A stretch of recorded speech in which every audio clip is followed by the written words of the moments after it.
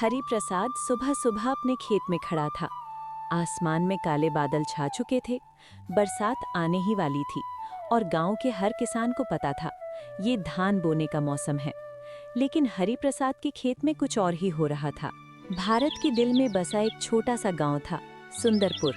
यहाँ की सुबह चिड़ियों की आवाज से शुरू होती थी और शाम खेतों की महक के साथ ढल जाती थी। इसी गांव में रहता था एक किसान, हरि प्रसाद। सीधा सादा इंसान, इतना सीधा कि लोग मजाक में कहते थे, भगवान ने इसका दिल बहुत बड़ा बनाया पर दिमाग थोड़ा छोटा। वो मिट्टी में खरबूजे के बीज बो रहा था। इस बार किस्मत पलटेगी।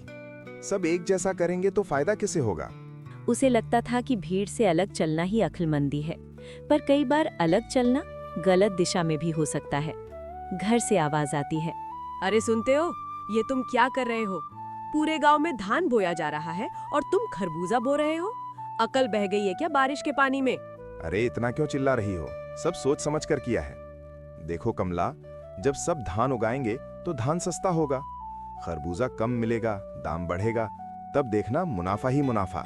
कमला कुछ नहीं बोली क्योंकि वो जानती थी जिस इंसान को अपनी गलत समझ पर भरोसा हो उसे समझाना सबसे मुश्किल होता है। कमला चुपचाप खेत से लौट जाती है। पीछे हरि प्रसाद रह जाता है, अपने फैसले पर गर्व करता हुआ। लेकिन उसी घर में एक और इंसान था जो चुपचाप सब कुछ देख रहा था। वो थी दिव्या, हरि प्रसाद की बेटी। अगर सब गलत कर रहे हों या अगर पापा ही गलत हों तो सही कौन है? दिव्या कुछ नहीं बोली, ना पिता को टोक पाई, ना माँ को दिलासा दे पाई।